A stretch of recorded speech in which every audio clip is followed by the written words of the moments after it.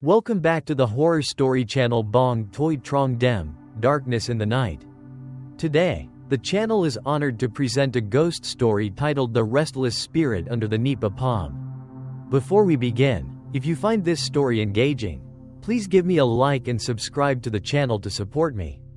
Thank you for listening. Now, let's get started. On New Year's Eve afternoon, the three-compartment wooden house of Hung's family stood precariously by the banks of the Ben Rach River. Looking unusually desolate, up and down the village, people were joyfully wrapping Bon Chung, erecting bamboo poles, and hanging bright red lanterns. Children's laughter and barking dogs echoed through the village paths.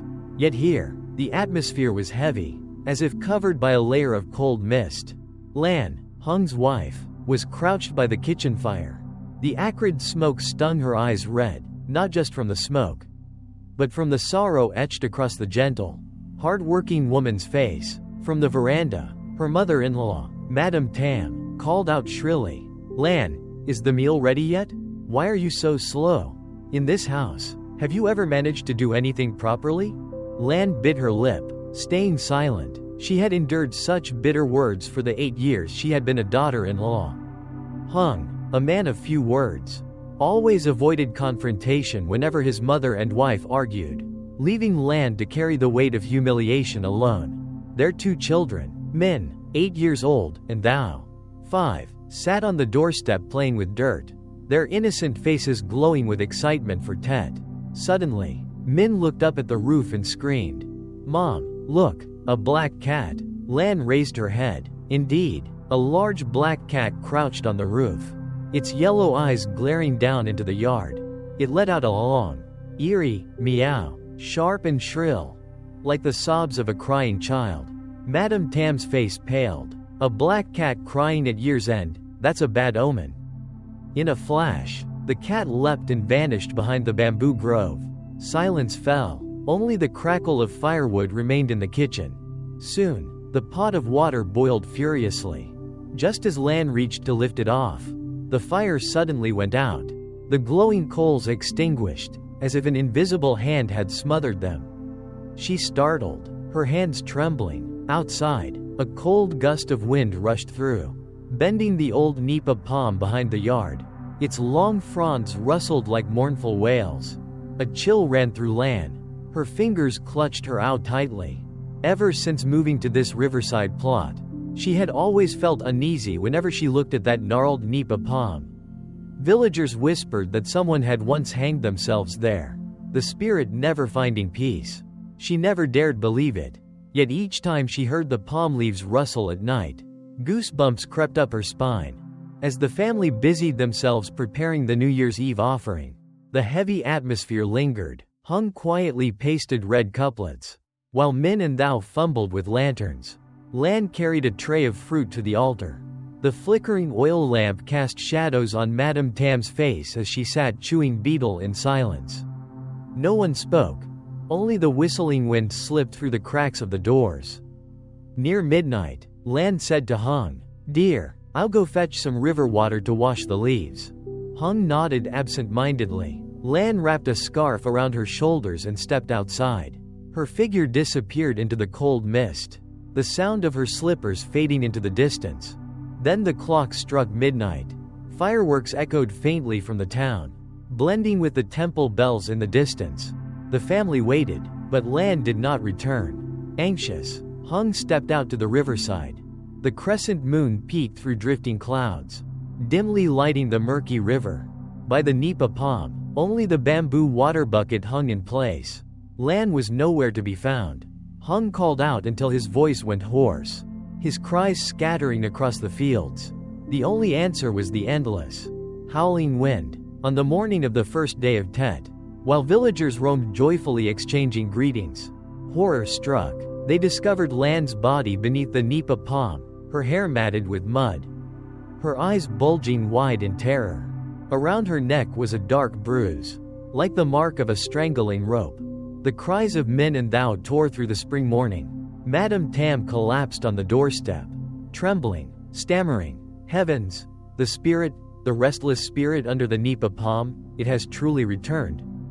The festive New Year cheer of the village was instantly drowned in gloom. Old rumors resurfaced, spreading like wildfire. People whispered that the ancient curse had come true, that Hung's family had awakened a vengeful spirit. And from that moment on, the riverside house was never at peace again. The heart-wrenching cries echoed throughout the village. Ben Rach, once accustomed to the festive cheer of the new year, was shaken by the tragic news. People swarmed toward the three-room wooden house. Some wept in sorrow, others shook their heads in dismay, while whispers spread about the old curse. Lan's body had been pulled from the riverbank and laid on a wooden plank in the main room. The dim glow of an oil lamp revealed her bluish face.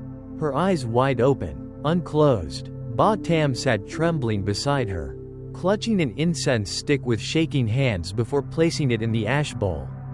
"Oh God, my daughter-in-law, I just saw her last night.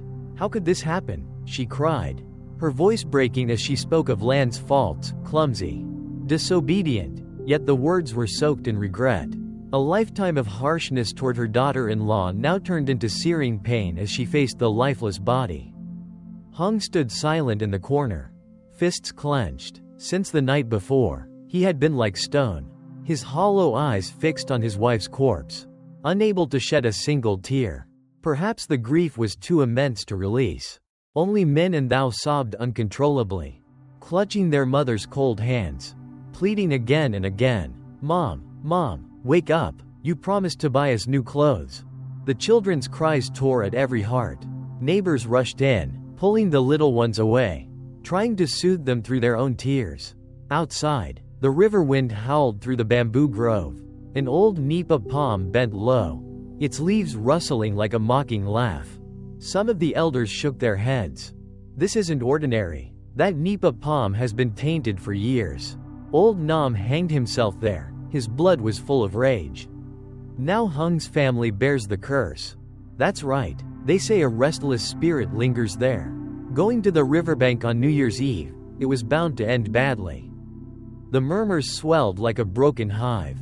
Superstitious villagers claimed a sorcerer must be summoned to banish the evil spirit, or else Hung's whole family would perish.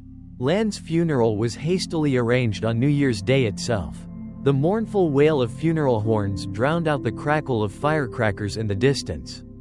Mourners followed the procession with heavy hearts, pity mixed with fear. The once lively village road now sank into grief. The black coffin moved forward, accompanied by sobs carried away on the wind. Children peeked curiously, some shivering and hiding behind their mothers.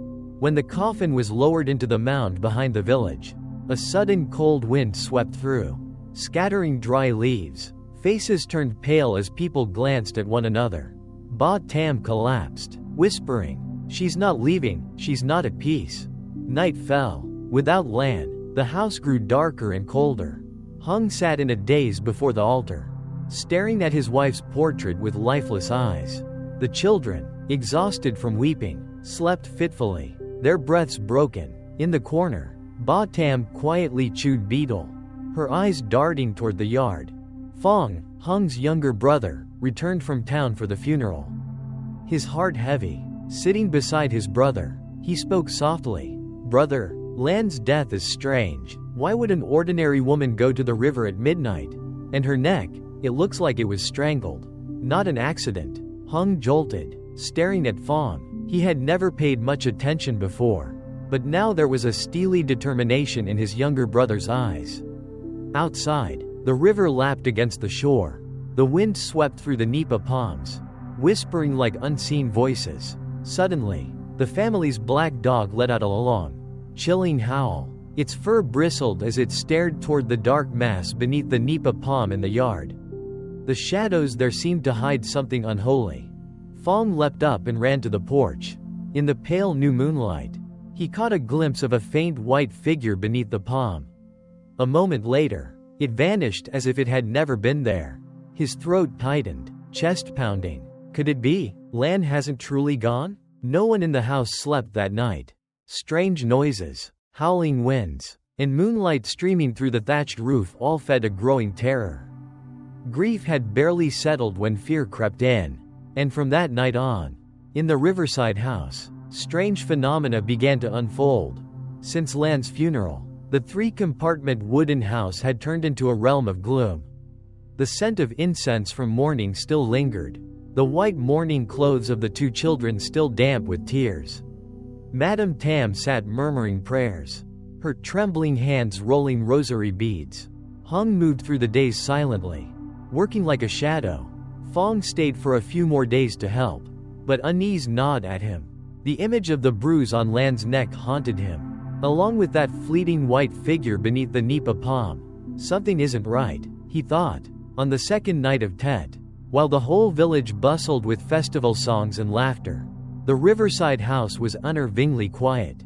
Cold wind swept in from the river, rattling the Nipa palm fronds with a creak that sounded like crying. Around midnight, Min suddenly woke up, trembling as he clung to Fong's neck. "Uncle Fong, I heard Mom calling me." Startled, Fong sat up. The room was pitch dark except for the faint flicker of an oil lamp. "You were dreaming. Min, go back to sleep." But the boy shook his head violently, eyes wide with fear. "No, I heard her voice calling me outside, it's real." Fong froze, listening intently. Sure enough, through the wind came a faint, murmuring sound, like a woman's voice calling. "Min, thou." The voice was both near and far. Chilling, he quickly pulled both children into his arms. Out in the yard, the black dog howled again. A long mournful cry. Hung sprang up and rushed to the veranda. Under the pale moonlight, the damp ground shimmered with moisture. Clear as day, tiny wet footprints stretched across the yard toward the Nipa palm. Hung's face turned white. Thou was still asleep in the room, so whose footprints were those? The next morning, while still shaken, Madame Tam went to light incense for her daughter-in-law and discovered something strange. On the altar, a stick of incense was already half burned, its smoke curling through the air. Though no one had lit it, the faint smell of incense filled the room. Horrified, she collapsed to her knees, stammering, "Lan, is that you? Forgive me, I was wrong." Watching her, Fong felt a chill spread through his chest. He didn't fully believe in ghosts, but something was undeniably at work. The footprints, the voices, the incense, too many strange signs. That afternoon, he quietly walked to the riverbank. The murky water reflected the withered Nipa palms. The old trunk where Lan's body had been found was still smeared with mud. He sat down, listening to the wind. Suddenly, from within the dense fronds came a burst of laughter, sharp, high-pitched, and chilling. He leapt up, heart pounding. There was no one around. Yet again, the cloying sweetness of incense drifted in the air, clinging thick and suffocating. That evening, while the family gathered for a meager vegetarian meal, Fong heard clattering from the kitchen. He stepped out, the oil lamp casting a weak glow. On the ground were damp, muddy prints, small, childlike footprints leading straight out the back door toward the river. Fong shivered and called softly, "Brother Hung, come look at this." Hung followed his gaze and went pale.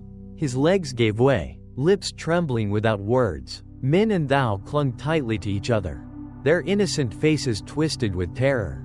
Madame Tam dropped to the floor, wailing, "She hasn't left. She came back for her children. Lan, if you're here, just say something. Don't frighten us anymore." The house drowned in sobs.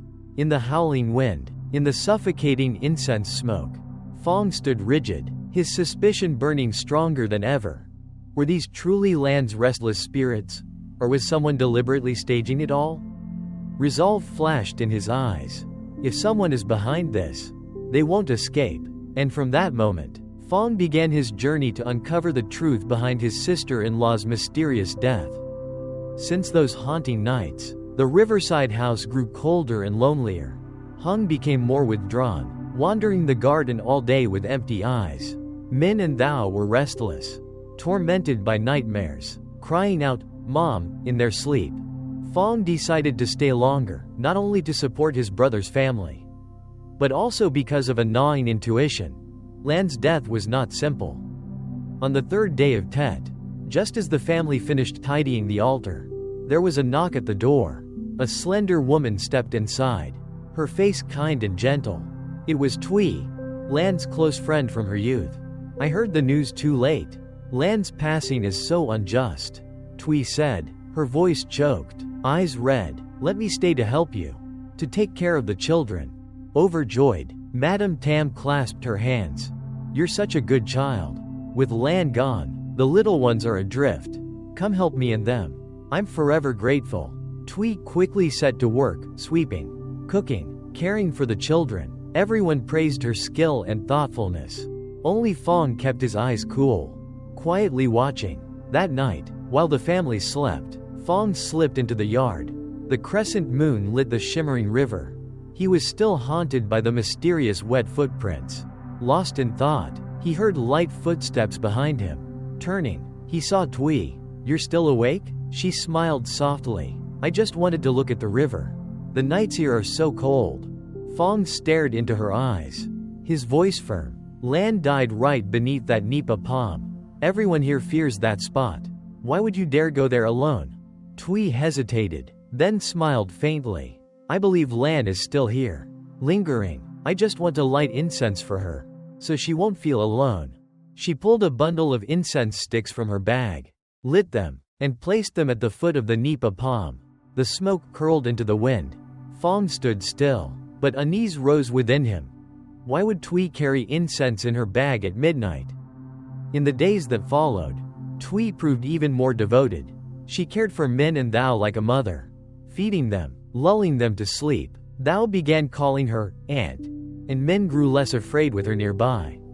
Even Hung, broken by grief, slowly leaned on her warm presence. Only Phong remained uneasy. He recalled Lan's complaints, that Twee had been visiting more often, asking about the riverside land, and once Lan had even written suspicions into a notebook. Phong searched for it in Lan's room, but it was gone. One evening, after everyone was asleep, Phong heard strange noises outside. Peering through the crack of the door, he saw Twee crouching by the Nipa palm under the moonlight, placing a bowl of rice as an offering, muttering words that sounded like incantations. The wind merged with her whispers, chilling the night. Her shadow stretched across the ground, shoulders trembling as if in a trance. Phong held his breath. A horrifying thought flashed through his mind. Could it be that all the hauntings of recent days were staged by Twee herself? His fists clenched. Determination burned in his chest. I must uncover the truth. If not, Hung's family will remain trapped in these shadows forever. In the days that followed, Phong was haunted by the image of Twee placing incense beneath the Nipa palm. He kept silent, not daring to tell Hung or Madame Tam, for he had no proof. Yet deep inside, suspicion burned like fire. One morning, he went to see Old Two, a farmer in his 70s. Known as the living history of Ben Rach, his thatched house lay hidden behind a dense grove of bamboo. As Phong stepped inside, the faint scent of hand-rolled tobacco and betel nut lingered in the air. Old Two looked up, his cloudy eyes still sharp. Well now, isn't that Phong? Haven't seen you in a long time. I hear your family's had misfortune lately. At the mention of Lan, Phong's chest tightened. He clasped his hands respectfully. Forgive me for disturbing you, sir, but I want to ask about the Nipa palm behind our house. People say it's cursed. Is that true? Old Two fell silent. He slowly lit a cigarette, drew in a long breath, and smoke curled in the air as his hoarse voice broke the stillness. Not many know the old stories, but since you asked, I'll tell you. More than 40 years ago, that riverside land belonged to old Nam. His family was poor, farming year-round, relying only on the small garden and the riverbank. He paused, his eyes drifting far away. Your grandfather Wa, however, had a mind for business. He saw the fertile soil and the boat route and schemed to take it. At first, he tried to buy it, but Nam refused. Later, he forged documents and dragged him to court. Nam was poor. He had no money to bribe or fight back.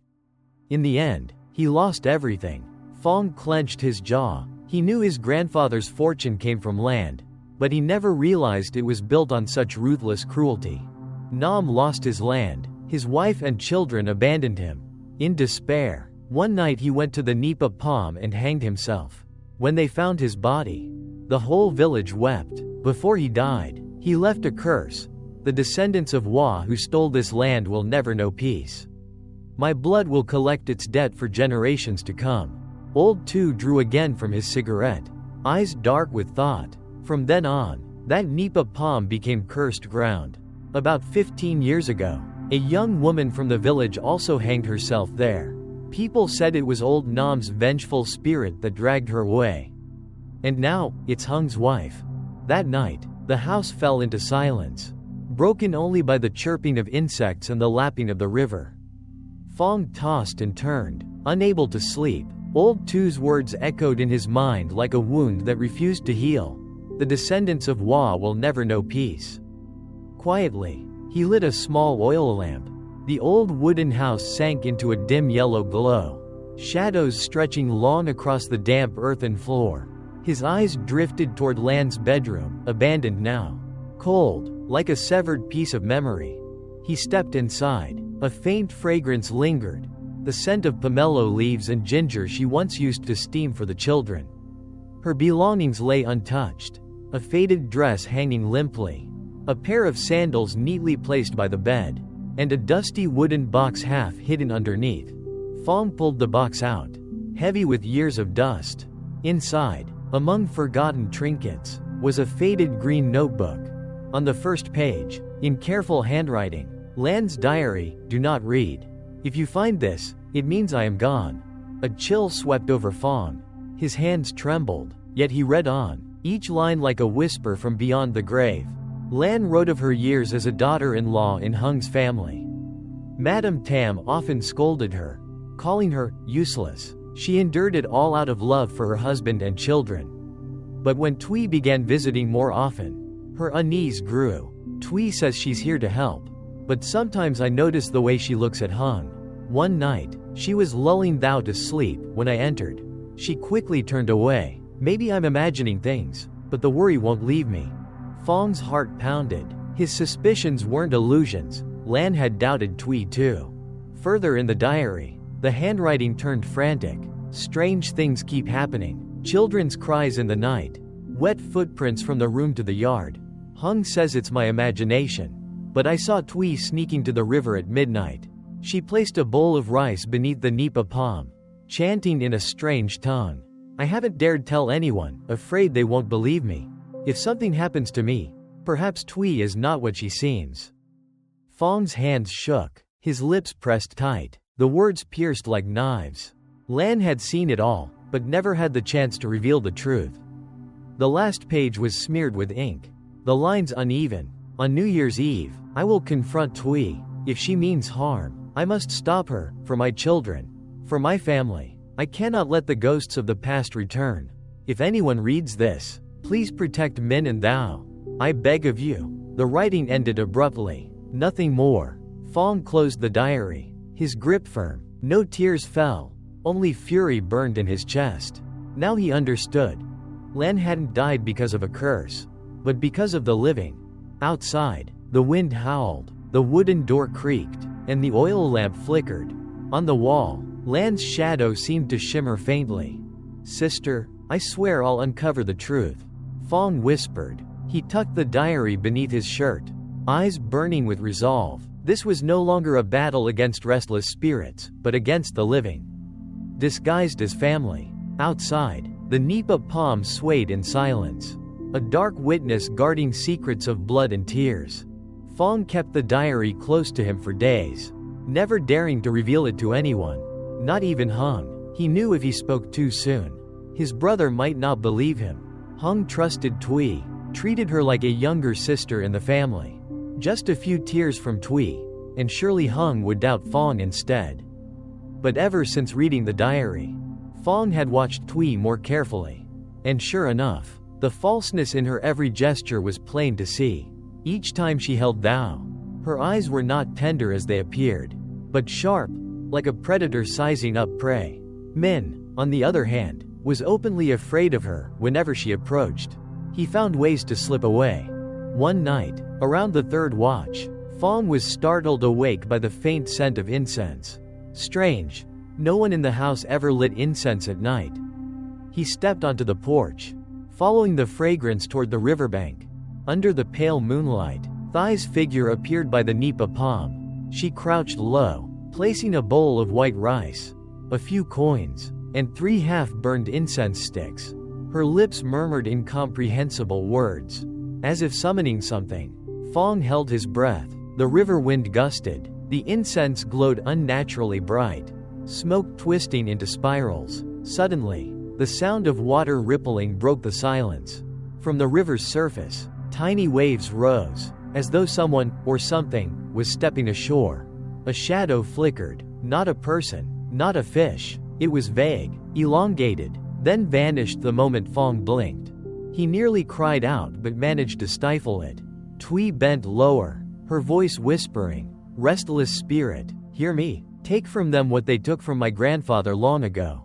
Phong's blood boiled. His suspicions were confirmed. Tui was the granddaughter of Old Man Nam, the man who lost his land to Hua Hung's grandfather, and who hanged himself beneath the very same Nipa palm. She had returned not only for revenge, but to summon that vengeful spirit as her weapon. Phong stepped back but accidentally cracked a dried twig. Snap! The sharp sound cut through the night. Tui whipped her head around, her eyes glowing in the incense light. "Who's there?" Her voice was cold as steel. Phong dropped low, holding his breath. After a long pause, Tui clicked her tongue, snuffed out the incense, and walked back into the house. Phong returned to bed, his heart pounding like a drum. He knew he couldn't stay silent much longer. But if he spoke, would Hung believe him? Or would Madame Tam accuse him of lying? The next morning at breakfast, Tui acted as if nothing had happened. She ladled soup for Madame Tam, coaxed Thou to eat, playing the role of a perfect daughter-in-law. But Phong couldn't erase the memory of last night. That same woman crouched at the Nipa palm, chanting chilling incantations. By noon, Min ran out to the yard to play, then suddenly screamed, "Dad, Uncle Phong, there's someone by the river." Everyone rushed outside, but only the swaying palm shadows met their eyes. Tui feigned fright, clutching Thou tightly. Oh heavens, it must be Lan's ghost returning. Madame Tam shuddered. Even hearing Lan's name turned her face pale. Hung frowned, scolding Min not to speak nonsense. But Phong knew, Min had seen something real. The next night, the strange phenomena grew stronger. Wet footprints spread across the house, from the altar to the kitchen. At times, faint sobbing rose and fell, sometimes near, sometimes far. Tui was always the first to pretend to be terrified, clinging to Madame Tam as if trembling. Yet her eyes, when glancing at the children, gleamed with something unnatural. Silently, Phong prepared himself. He knew something big was coming, and if he didn't act, Tui wouldn't stop until Hung's family was destroyed. That afternoon, a sudden heavy rain poured down. The whole family huddled together in the kitchen. Gusts of wind slammed against the house, the Nipa palms along the river lashing against each other like whips. The tiled roof leaked, water dripping steadily into pots and pans scattered about. Madame Tam shivered, mumbling, "This is a bad omen. Old Man Nam died on a stormy night just like this." Tui glanced sideways, her voice trembling though her eyes gleamed brightly. "I heard that restless spirits grow stronger in the storm. Auntie, maybe we should hold a ritual, so it won't harm the family anymore?" Hung frowned. "Enough. Stop bringing it up. The dead should be left in peace." But Fong's skin prickled. He realized Tui was carefully planting fear, step by step, so the family would accept her as the one to lead the ritual. If Tui performed her ceremonies unchecked, who knew what might happen next? The rain finally stopped near midnight. Min and Thou were fast asleep, but Phong lay awake, Thai's chilling words by the river still echoing in his ears. Then came a faint creak. The front door opened. Phong sat up instantly. Through the moonlight filtering between the wall slats, he saw the figure of a woman in a thin raincoat slipping outside. He knew without doubt, it was Tui. He followed quietly. The yard was soaked, every step leaving deep footprints in the mud. Tui walked straight toward the riverbank. Phong trailed close, heart pounding. At the Nipa palm, Tui spread out a mat and arranged offerings. A black chicken with its throat slit, a bowl of rice, salt, and a dark red cloth.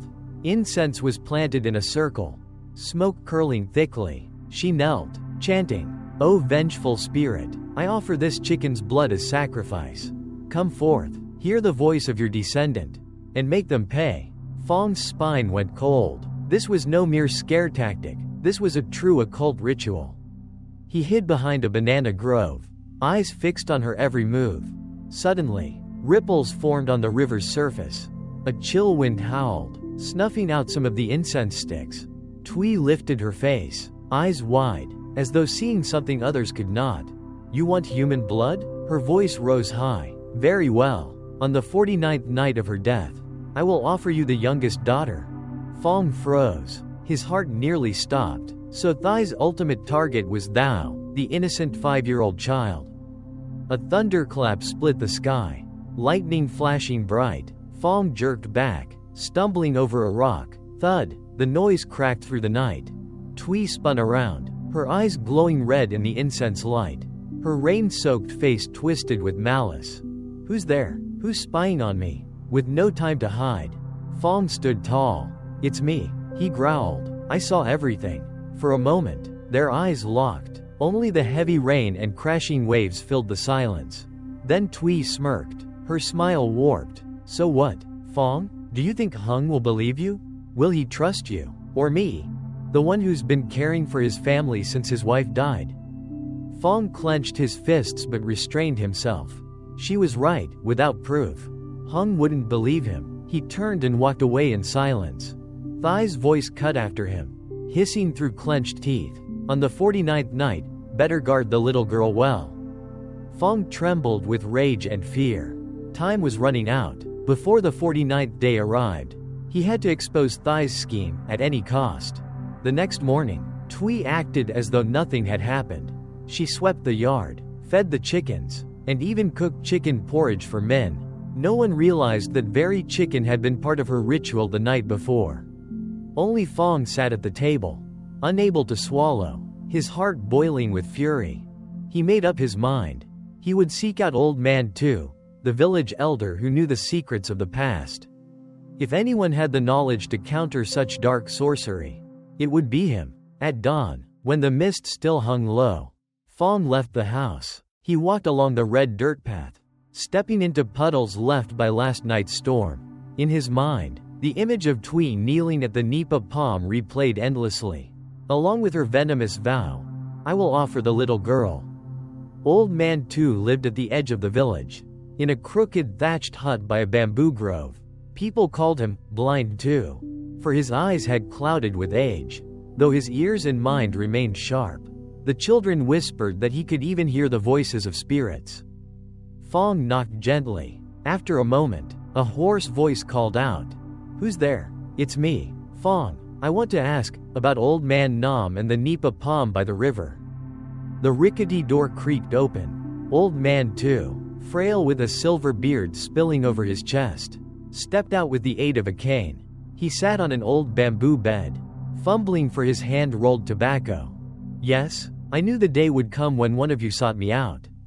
Sit, I'll tell you what I know." Fong swallowed hard and sat across from him, his heart racing. Old Man Tu drew a long breath from his cigarette, then began slowly. "More than 40 years ago, this land belonged to Old Man Nam. He was poor, but decent, loving his wife and children.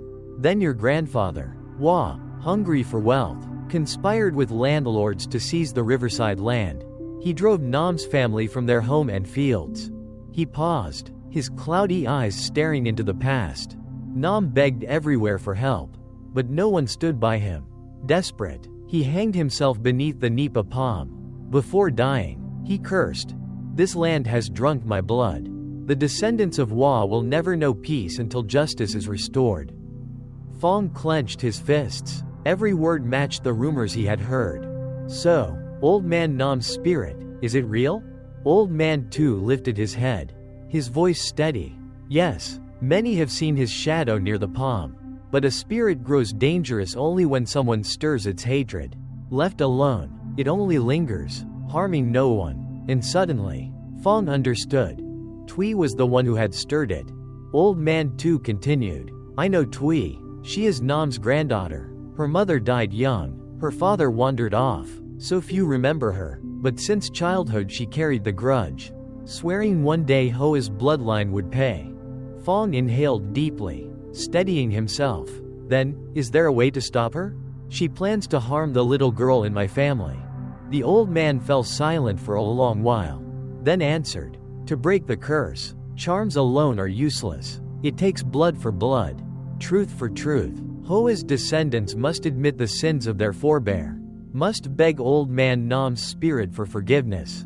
Only then will the resentment lift. Hide it, and the hatred only grows stronger. Fong sat in grim thought. That meant Hung and Madame Tam would have to face the truth, but would they? Especially Madame Tam, who had always believed her family was above everyone else. Old Man Tu placed a bony hand on Fong's shoulder. You must be brave. Do not let evil triumph. Tui exploits the spirit for revenge. But in truth, it does not crave the blood of children. Spirits can show mercy. It is the living who are cruel. He reached into a small wooden chest and brought out a black wooden bracelet, pressing it into Fong's hand. This was carved from driftwood found where Nam died. Keep it with you, and dark forces will not dare come close.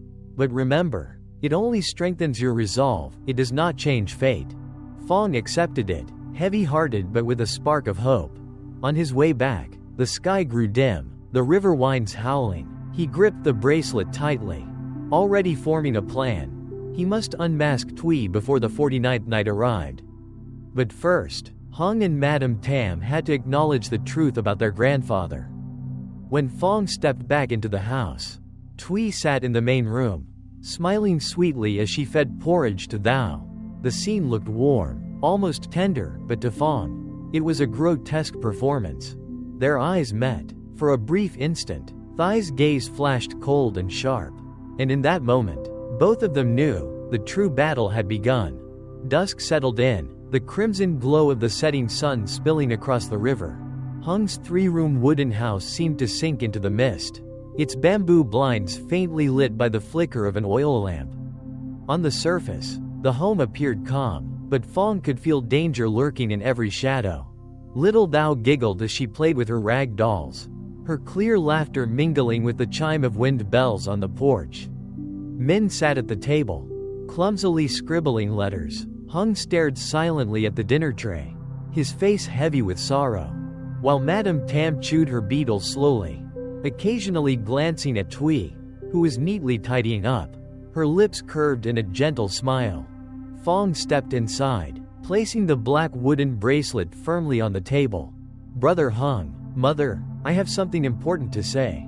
Everyone looked at him. Thai's brow twitched for an instant, but her smile quickly returned. Fong drew a deep breath, his voice unwavering. Lan's death wasn't the doing of a restless spirit.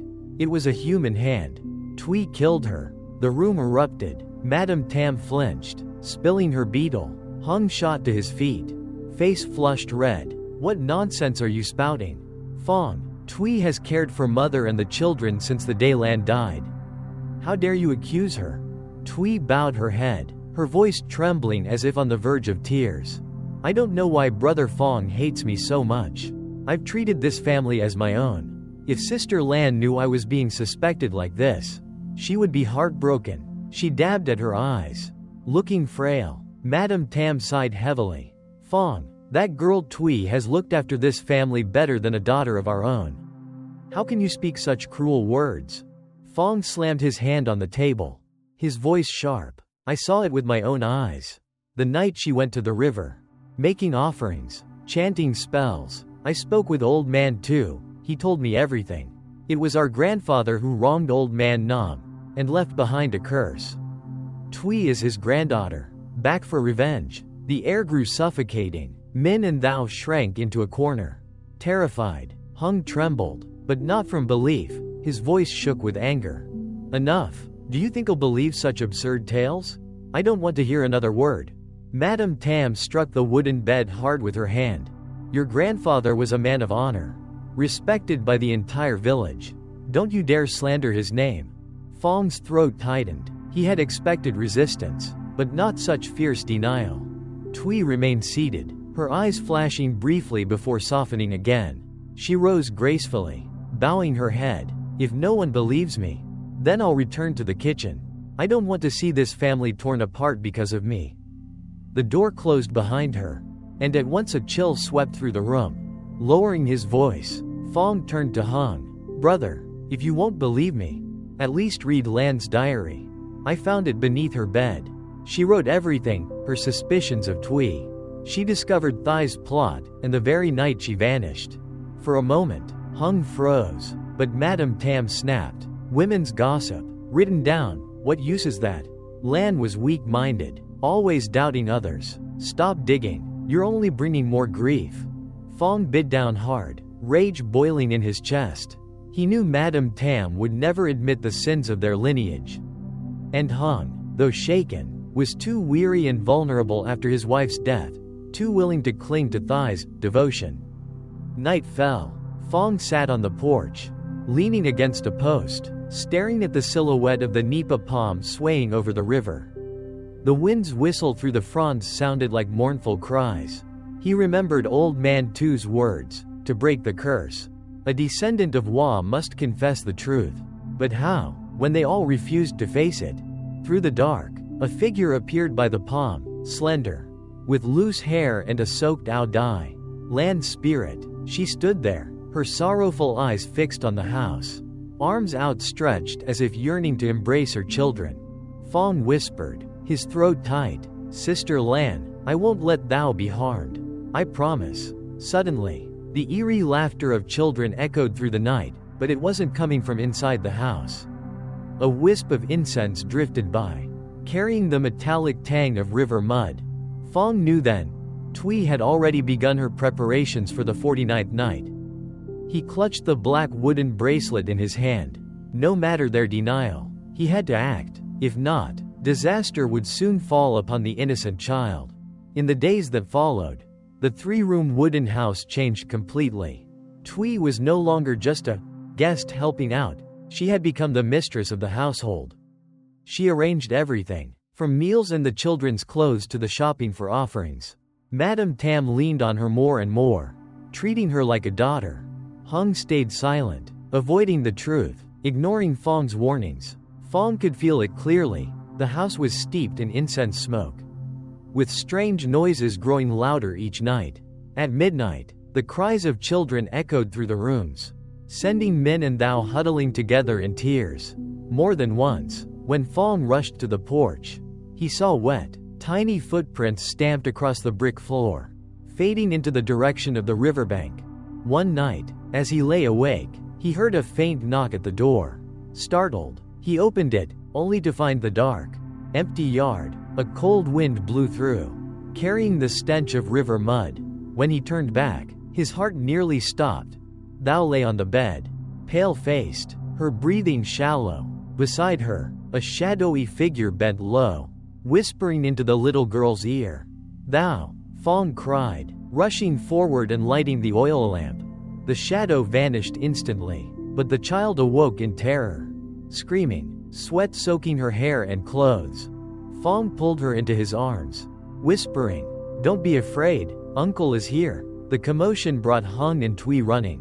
Tui feigned concern, clutching Thou to her chest.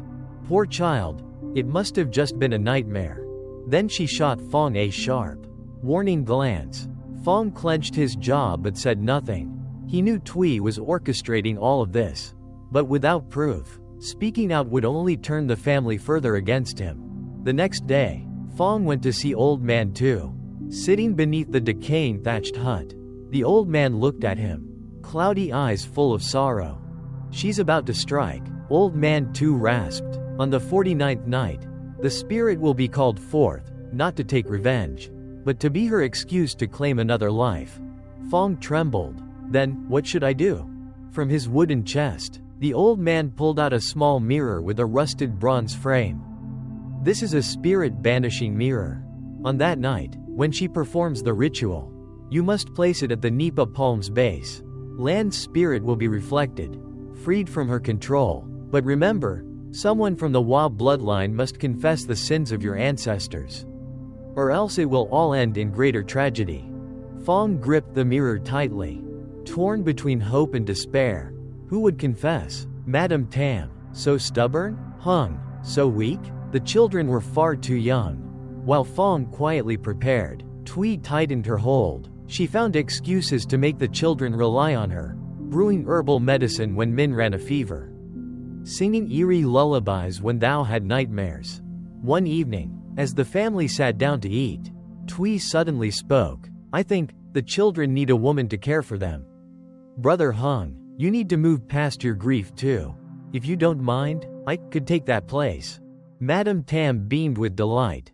Yes, I've thought the same. Having Tui as a daughter-in-law would be the best blessing for this family. Hung lowered his face, saying nothing. Only Fong glared at Tui, his chest burning with fury. He understood her ambition now, not just revenge, but total possession of the family, the inheritance, and the very souls of the innocent. That night, Fong didn't sleep. He sat on the porch, listening to the whispers drifting from the riverbank, the sound of a woman's voice, mingling with the cries of children, wove into a chilling lament. He clutched the bronze mirror and swore under his breath, Sister Lan, give me strength. I will not let Tui succeed. And in the darkness, the wind suddenly surged, whipping through the Nipa palms with a shrill cry, like an answer. The sky on the 7th day of the new year was heavy with black clouds, as if foreshadowing the calamity drawing near. The 49th night was less than 2 days away, yet the wooden house was already thick with the scent of death. Fong noticed Tui growing more sinister by the day. In daylight, she was still the gentle caretaker, tending to Min and Thou, skillfully winning over Madame Tam. But once night fell, she often disappeared. Once, when Fong secretly followed, he saw her at the Nipa palm tree, planting incense in a circle, muttering strange incantations. In the flickering light, her face twisted grotesquely, eyes burning with insane hatred. Though trembling, Fong's resolve only hardened. All he had was Old Man Tu's old bronze mirror, but his true faith rested in his sister-in-law Lan. He believed her spirit had not left, bound by her mother's love. On the night of the 7th, when everyone else slept, Fong opened the wooden box Lan had left beneath her bed. The yellow diary pages smelled of damp mold, yet each word still seemed to carry her breath. I know Tui isn't what she seems. One night I saw her standing at the porch, staring at the children's bed with a smile. I wanted to tell everyone, but I feared they'd think me paranoid. If something happens, may this diary reveal the truth. Fong turned the pages, tears rolling down his face. I'm not afraid to die. I only fear my children will be dragged with me. If spirits truly exist, I pray they spare my little ones. The last page bore hurried, shaky lines. Tui asked me to meet her at the river, said she wanted to explain everything. If I don't return, Fong gripped the diary, as if hearing Lan's voice whispering in his ear. He swore to protect the children at all costs. The next morning, Tui announced before the family, on the 49th night, I will perform a ritual to free Lan's spirit. If it succeeds, the house will finally be at peace, no longer haunted. Madame Tam nodded eagerly, eyes shining. Heavens above, thank goodness for you. I believe you'll save this family. Fong cut in coldly. Rituals aren't for just anyone to perform. I warn you, careless meddling will bring disaster instead. Tui glanced at him, her eyes daring. What's wrong, Fong? Are you afraid? Fong said nothing, staring at her intently. Hung, meanwhile, sat bowed, silent as a shadow drained of life. That evening, Fong went again to Old Man Tu. The old man wheezed, coughing violently before speaking in a broken voice. I fear for you, Fong. The ritual she plans is not to free the spirit, but to exchange a life. If she succeeds, the vengeful soul will be fed with the blood of a child. Fong's heart froze. The child? You mean Thou? Old Man Tu nodded, his frail hand gripping Fong's shoulder. You must stop her, but remember, the mirror is only a tool. The real power must come from family. Unless someone from the Hua bloodline admits the ancestors' sins, the curse cannot end. Fong clenched his jaw. Despair and fury swirled inside him. Madame Tam was too stubborn. Hung too broken. Then he himself would have to stand forward. On the 8th night, a violent storm broke, thunder splitting the sky. In the main hall, Twee spread a mat and prepared a makeshift altar, incense, rice, salt, eggs, and the blood of a black chicken. Madame Tam watched, praising, "Twee, you're remarkable. Thanks to you, this family will finally be freed." Fong strode in and threw Lan's diary onto the mat. "Mother, how can you be so blind? Lan left clear evidence. Twee killed her." The room froze in silence. Hung lifted his gaunt face, his eyes wavering. Min clung to Thou, trembling. Twee shrieked with laughter, her voice shrill. "Evidence? Who will believe a few old, tattered pages? You're the one trying to tear this family apart." Madame Tam immediately scolded Fong. But this time, Hung's eyes shifted. Slowly, he picked up the diary. Flipping through the pages, his eyes reddened, lips trembling. "Lan, did you really write this?" Fong nodded firmly. "Brother, she knew everything. She died to protect this family. Will you let Twee harm your daughter too?" Thunder roared, shaking the house. The oil lamp flickered, casting monstrous shadows across Thai's face, warping it into something demonic. Thai's hands clenched, her eyes blazing with hatred. "Fine, tomorrow night, everything will be decided, and none of you will stop me." She stormed out, leaving the room heavy with dread. Later that night, Fong sat alone on the porch, the bronze mirror in hand. Through the howling wind, he seemed to hear Lan's whisper, "Don't let her take my child." He closed his eyes, whispering back, "I promise." Before him, the great Nipa palm swayed over the dark river, its shadow stretching like the arms of a restless spirit, waiting. Tomorrow would be the final battle. The 49th night, the riverside village was swallowed by a thick, unnatural fog, so eerie it seemed to choke the air. A pale moon hung in the sky, shrouded by swirling gray clouds. Beneath the Nipa palm, the wind wailed through its fronds like mournful cries of the dead. Inside the three-room wooden house, Madame Tam busied herself arranging the offerings. Twee sat cross-legged on the mat. Before her a ritual tray, a bowl of white rice, a black egg, a gleaming knife, and a bowl of still warm chicken blood. Rank with iron, the flickering oil lamp cast her shadow long and distorted on the wall. A phantom in motion, Hung sat on the floor clutching his children, his gaunt face hollow, eyes weary yet lined with fear. Min wrapped his arms tightly around his little sister, too frightened to blink. Little Thou trembled now and then, lips quivering as she whispered for her mother. By the door, Fong stood gripping the bronze mirror, sweat trailing down his spine. His heart pounded like thunder. He knew, if he failed to stop Twee tonight, there would be no second chance. At the stroke of midnight, Twee began. She poured the chicken blood at the base of the Nipa palm and chanted in strange tones, her voice rising and falling like the rushing wind. The stench of blood mingled with incense smoke, smothering the air. Suddenly, a freezing gust swept through the house, snuffing out the oil lamp.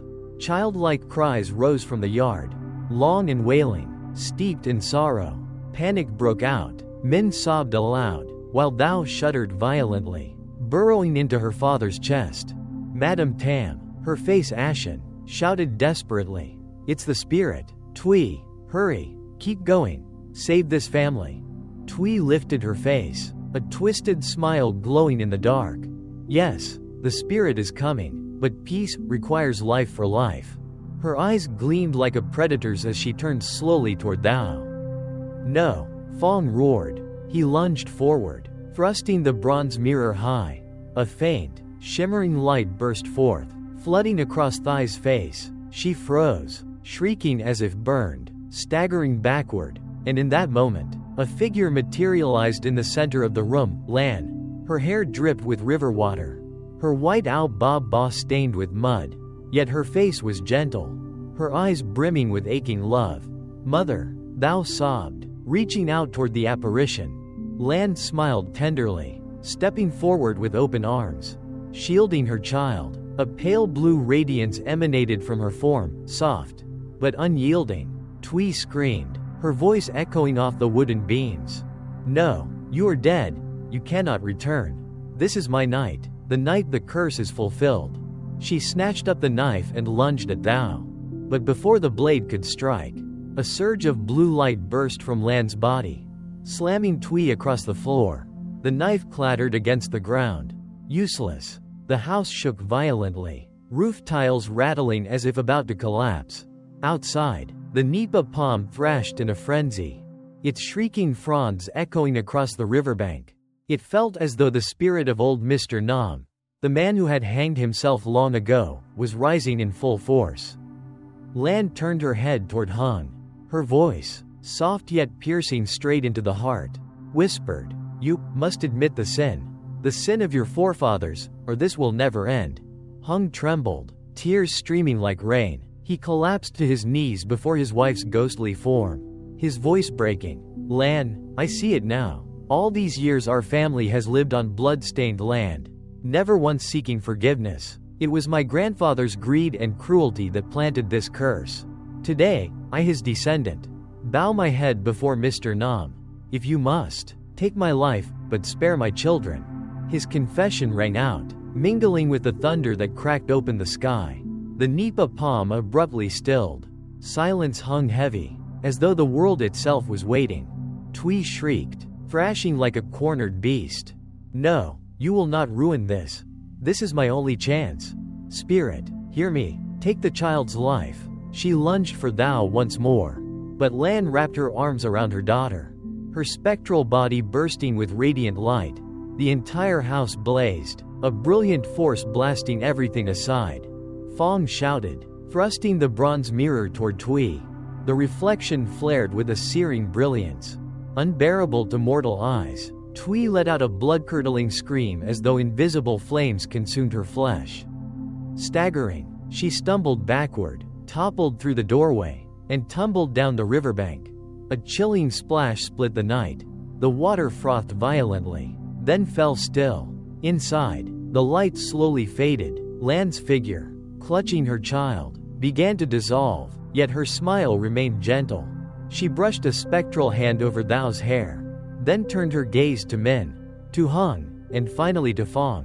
"Don't be afraid, Mother will always watch over you." Her form dissolved into the air, leaving behind only the faint trace of incense. Like a final farewell. Outside, the wind died. The Nipa palm stood motionless. The river lay calm. The curse was broken. Fong sank to the floor, gasping, his hand trembling as it clutched the mirror. Hung clung to his children, sobbing uncontrollably. Madame Tam collapsed, her eyes hollow, shattered. She had never imagined the truth would cut so deep, nor that her trust in the enemy had nearly destroyed her own bloodline. In the silence of night, only sobs remained, and the gentle lapping of the river. The nightmare had ended, but the wounds carved into their hearts would never fully heal. Dawn broke, pale sunlight spilling across the river, glinting on the rippling surface. The three-room wooden house, after the night's chaos, sat eerily quiet, as if nothing had happened. Only the disheveled altar, the overturned offerings, and the dried stains of blood on the floor bore witness that it had been no dream. Hung sat on the porch, dark circles shadowing his eyes, arms trembling as he held his children close. Min's gaze stayed fixed on the riverbank, still haunted, while little Thou slept in her father's arms, her face streaked with tears but her breathing finally calm. Fong sat off to the side, his eyes bloodshot, still clutching the bronze mirror. He had endured a night of life and death, and exhaustion now clouded his mind. Yet within his chest flickered something else, a quiet conviction that Lan had truly returned. If only for one last time, to protect her family. Madame Tam was different. She knelt collapsed before the altar, her frail body quivering, her wrinkled face heavy with remorse. She had seen everything, the plea of her son, the gentle radiance of Lan, and Thai's violent end. It was a knife to her heart. I was blind," she sobbed, striking her forehead against the wooden floor. "Because I trusted Twee, because I let fear rule me. I nearly killed my own grandchild. Lan, forgive your mother." The air was heavy with sorrow. By morning, villagers gathered after word spread that something great had happened at Hung's house. They whispered in hushed tones. Some swore they had seen strange light in the night. Others claimed they heard screams echoing across the river. A few even insisted they saw a woman in white at the river fork, cradling a child before dissolving into mist. Down by the water's edge, only streaks of blood marked the grass. Thai's body was nowhere to be found. The river lay calm, as if it had swallowed every trace. Old Mr. Tu hobbled over on his cane, gazing long at the Nipa palm. After a long silence, he sighed. So, the day has finally come. The curse has been broken. Mr. Nam's soul will no longer be bound here. The villagers fell silent. They remembered the tale, the bitter death of Mr. Nam, the restless spirits, the unjust lives lost by the river. At last, perhaps, it was over. By evening, Hung brought his children to Mr. Tu's hut, with Fong by his side. Before the old altar, Mr. Tu lit incense, bowing deeply. Mr. Nam, today the descendants of the Hua family bow their heads and confess. Wrong was done, and blood was spilled. Please, release your anger. Let no more tears or blood be shed. The smoke curled upward, mingling with the fading twilight. From afar, the call of waterbirds rang clear, and the heaviness that had long hung over the village seemed to lift. Hung knelt, his hands resting on his children's shoulders. Voice choked. Thank you, Elder. From now on, all I want is peace for my children. Fong's eyes glistened. A quiet resolve took root in his heart. They must leave this village. Leave behind the shadow of the Nipa palm, and begin anew, free of curses, free of vengeance. That night, as they lay together in silence, Hung dreamt of Lan. She stood on the riverbank, still in her white ao ba ba, smiling gently. There was no more sorrow in her face, only serenity. Her voice was soft, tender. My love, I must go. Don't grieve. Take care of the children. I will always watch over you. She turned and walked into the mist, fading until she was gone. Hung awoke with tears soaking his pillow. He looked at his children, then up toward the rafters. His heart ached, but also felt light. Lan had finally departed. Outside, the Nipa palm stood still, no longer shrieking in the wind. The night sky was clear, the moon casting a gentle glow on the calm river. The nightmare had ended. 3 days after the 49th night, the 3-room wooden house that once rang with laughter had become the heaviest place in the village. Hung barely slept. Each time he passed the riverbank, he shuddered, haunted by Lan's final gaze. Little Thou was too young to understand death. Every so often she would ask, "Daddy, where's Mommy? Why hasn't she come back?" Each time, Hung could only clutch her tighter, choking on silence. Min was different. He understood. The boy said nothing, did not cry. He only sat on the porch each evening, staring toward the Nipa palm, as though his mother's shadow still lingered there. Many times Fong urged his brother, "Brother, this place no longer suits us. Lan's death, Thai's treachery, it will only scar the children deeper. We should leave the village." Hung stayed silent, his calloused fists clenched. Leaving meant abandoning everything, land, house, generations of memory. Yet he knew it was the only way to break free of the cycle of hatred that had devoured their family. One morning, Madame Tam quietly packed clothes and a few belongings. Leaning on her cane, she sighed. "I'm old, but I'll go with you. If I stay, every gust of wind will remind me of Lan, and of the cruel words I once spat at her. I no longer have the strength to face it." She was no longer the stern, scolding woman of before. Lan's death had changed her. Her eyes now held only deep regret. Hung looked at his mother, then at his children. At last, he decided, "Yes, we will go." On the day they left, the family rose at dawn. A few neighbors came to see them off, some sorrowful, some relieved, but all whispered, "Let them go, so it can finally end." Old Mr. Tu hobbled to the riverbank, handing Hung a small cloth pouch. "This is soil from your ancestors' altar. Carry it, to remember your roots. But remember, wherever you go, land will sustain you, as long as your heart is at peace." Hung bowed low, tears spilling, heavy with both grief and gratitude. Before boarding the boat, Min turned to look at the Nipa palm. It stood silent, dew glittering on its fronds. For a fleeting moment, the boy thought he saw his mother in her white alba. Smiling, waving, he rubbed his eyes, then gripped his sister's hand. "Come on, thou, mommy will come with us." The small boat cut through the water, carrying the family away. The wooden house, the palm, the riverbank faded into the mist. Years later, in a new land, Hung built a small home by the fields. They weren't wealthy, but the family's days were warmer than before. Madame Tam devoted herself to caring for her grandchildren. No longer scolding anyone, Min had grown, and Thou gradually forgot the shadows of the past. One evening, as the crimson sun sank behind the fields, Hung stood on the porch, memories flooding back. In the wind, he thought he heard a soft call. "Hung," he started, looking around. Only the breeze stirred through the bamboo, carrying the faint scent of incense. Hung smiled faintly. He knew Lan was still watching. Somewhere, he lifted his eyes to the sky, whispering, "Thank you. The children and I will live well, truly well."